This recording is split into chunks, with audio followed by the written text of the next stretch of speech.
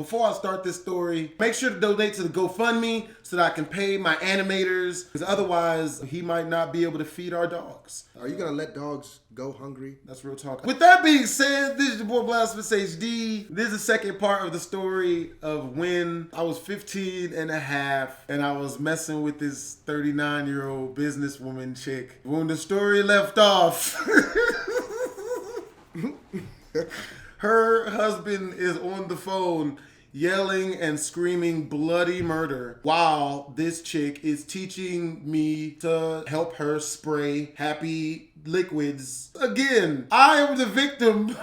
People been asking me about this story ever since I dropped part 1. They're like, oh my God, that's messed up. She was a pedophile. And I was like, yeah, she was a pedophile. I knew exactly what the fuck I was getting myself into. 39?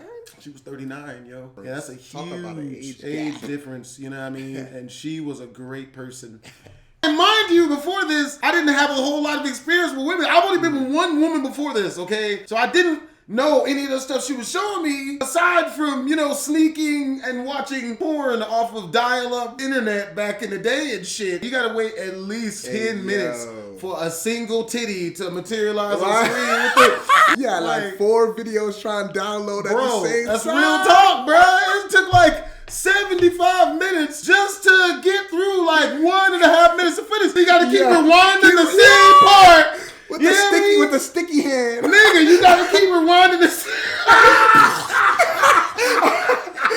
So her husband, bro, he on the phone. This nigga tripping. He yelling and screaming, "You filthy bitch! You're with black guys! I know you're with black guys! You son of a bitch!" After she nutted about 3 or 4 times, she hung up on her boyfriend. Got like super duper sleepy. She hung up in this nigga's face. God. And after that, we just talked, we kicked it, we watched a couple movies. She ordered me room service and shit. She wined and dined a nigga. Real woman right there, bro. That's why I'm spoiled to this day. Baby, take me out for dinner. She should have been baby mama number 1. She would just buy me stuff after that. She would just buy me shit. She would buy me clothes. Do you know what clothes meant to me back then? I was broke and shit, coming from the trap in the hood and all that whatnot. If you don't have clothes, you're roasted every day. Niggas will walk up to you with their females. Damn, nigga, your shoes talking? Shit. Yeah, you need to get your shit together, bro. Damn. Where I'm from, if you ain't have Jordans growing up, man, you are nothing. I remember this one time, I had on a nice shirt, but my pants and my shoes was jacked up. That was a struggle back in the day. Figuring out what shitty shit would go with the other shitty shit to make it look like less of shitty shit. Right. So what I used to do back in the day, because I was poor, buy a whole bunch of white t-shirts, nigga. Pro Club t-shirts. I had a closet full of them hoes. So like I said, baby girl was whining and dining me, yo. Baby girl was taking me out for food every day. Delicious type shit. And I was used to only eating commissary. Is that what they call it in the hotel? Or did I just reference jail? Continental breakfast. Same low cost, the same bad taste. Basically the same thing. So she buying me clothes. She buying me shoes. She letting me drive her car. All I had to do was make that thing do what it do. That made her shoot the happy juices. And she gave me everything. Bruh. So because I was coming up in the world, I was starting to look all shiny and dipped in butter and shit. My brother KT's like, yo, how are you getting all this How shit? you getting all this shit? Like, where you getting all this stuff from? You looking healthier and shit? Like you eating every day? I tell him, I'm like, yo, look, I low-key got this little sugar mama. She a white woman, but she the right woman. You know what I'm saying? Tell me why my brother goes and snitches to my older sister, who I love her to this day, but that bitch ain't shit. She ain't shit. She's always stopped my shine. I got 2 girlfriends. She gonna tell one of them that there's the other one. You know what I mean? We was living together and everything. I gotta have to talk for 3 weeks straight and no sex because this chick wanna snitch on the nigga while I'm letting her live in my house for free. Oh my God. Bruh. So my sister, who I've always had a rivalry with, tells my mom. She tells my mom. I remember when I just knew that shit was all bad. One night, me and this girl, it was like 7 p.m. and the white girl had taken me to the basketball court and it was raining and everything. Cause this was my girlfriend, goddammit. She was buying me stuff. All I had to do was just make it do what it do. And she was very forthcoming with the bread, you feel me? So we out playing basketball. You ever been with somebody where you do really stupid shit with, but because it's with them, it's really fucking fun? Female's having the time of her life, so I'm kind of having a fun time too. I'm like, oh shit. Afterwards, we making out and all of this other shit. She take me home, bruh. She dropped me off in the lobby. I'll never forget this shit. I go upstairs, I knock on the door, man. My whole family opened the door at the same time. I'm like, fuck! I knew something was wrong. I walk in there, yo. My mom is like, who is she? I'm like, yo, who is who? Who is the white woman that you've been having sex with? I'm like, God, motherfucker! I look at my shitty ass older sister. This shitty ass bastard go have the nerve to look at me and be like, yeah, mama, I know where she at. I'm like, you motherfucking bitch! God. I tried to fight her. I'm not gonna lie. I went for her. I did. I went for her. My mom jumping away. No, don't you that? Cause she always would stop us from fighting. Even when the ass whooping was well deserved. My sister knew she deserved the ass whooping. That was my sugar female, goddammit. Shit, we was broke as fuck. We was barely making the goddamn rent. And you gonna ruin the only chance at getting this money we got. Damn. That was one less mouth to feed, bro. God damn it, I know. The white girl's mouth was the one I was feeding, right. And they stopped all of that. They ruined all of that shit for me.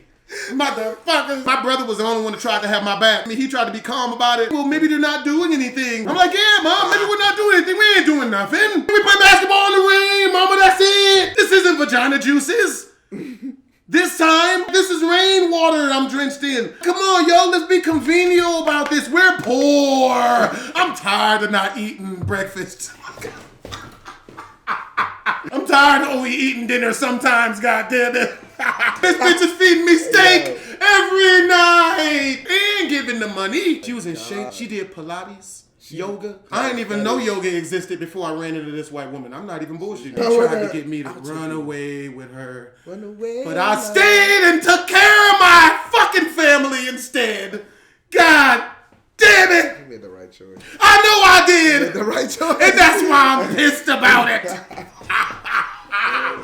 My mom's like, no, we're going to her room. She gonna know about me. Don't nobody fuck with my babies. I'm like, mama, she marched us all down to this white woman's room. She didn't deserve any of this. Oh my God. She didn't deserve any of this. Leave her alone. Leave the white woman alone. The woman opened the door, yo. I'm standing there. I got my whole family there. And my mom immediately goes in on her. Woo, what are you doing to my baby? You should be ashamed of yourself. You pedophile bitch. I'm just sitting there like, yo. You were playing the song earlier. What was that song by Donald Glover? The pedophile joint. Yeah, unregistered sex offender, nigga. She was my unregistered sex offender. Unregistered sex offender. I can lie about you with my shirt.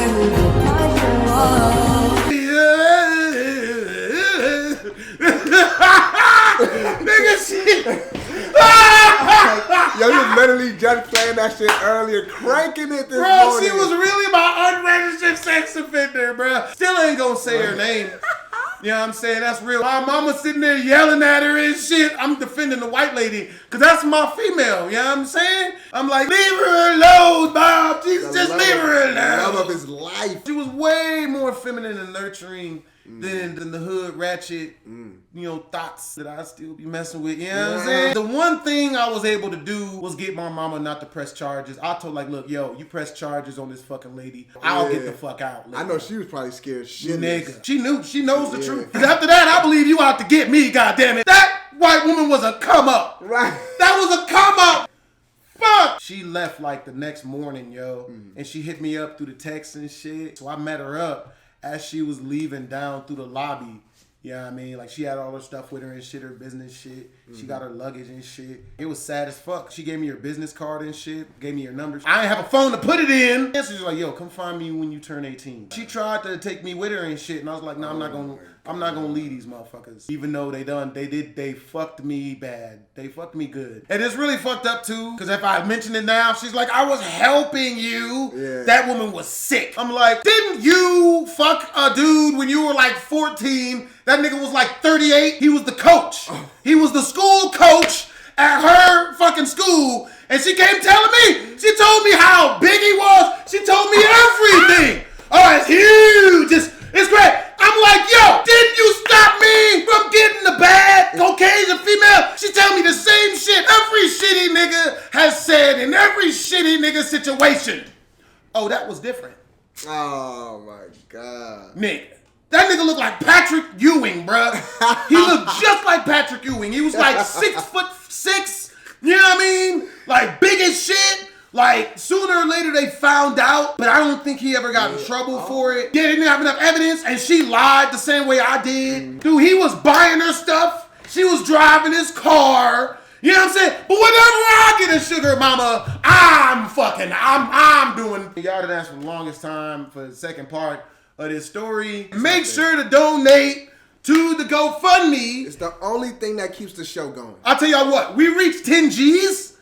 I will do a story time every day for a month. I'll do a story time every day for a month straight. He's not lying. That's real talk. 10 G's. He's not fucking lying. I have way more stories, man. Newer ones happen to me all the time. I just had a situation happen like 2 weeks ago where a chick came over. This really bad dancer chick came over, and we was kicking it, and she had her friend here, and we was listening to music.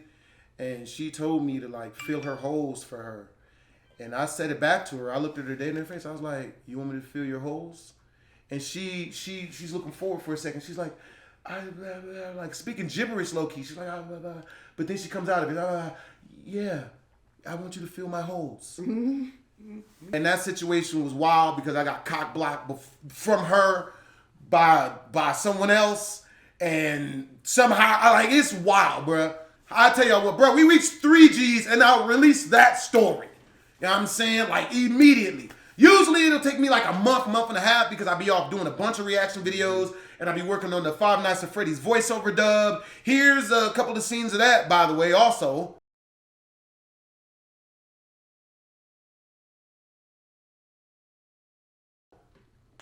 So yeah, you know what I mean? I'm out doing all this different stuff.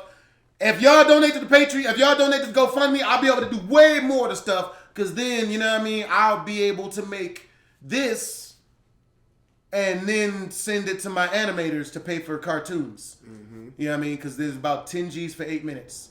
Yep. Yeah. But got some fire coming out for y'all. Some new animated BSG story times will be dropping on this channel as well. I'm going to be mixing these in. You know what I'm saying? But yeah. What's that story you was saying before? You want to be finished? Shit. Bruh. Do I got a story for you guys? Bro, it's got to be a juicy one. Huh? A juicy one. I have a couple crazy stories. Ooh, it's got to be involving a female. Okay, You got good so- ones for that. Mm-hmm. I got a good female crazy story. So check Bro, this like out. that one where Bro, we reached 3 G's and I'll release that story. You know what I'm saying? Like immediately. Usually it'll take me like a month and a half because I'll be off doing a bunch of reaction videos and I'll be working on the Five Nights at Freddy's voiceover dub. Here's a couple of scenes of that, by the way, also. So yeah, you know what I mean? I'm out doing all this different stuff.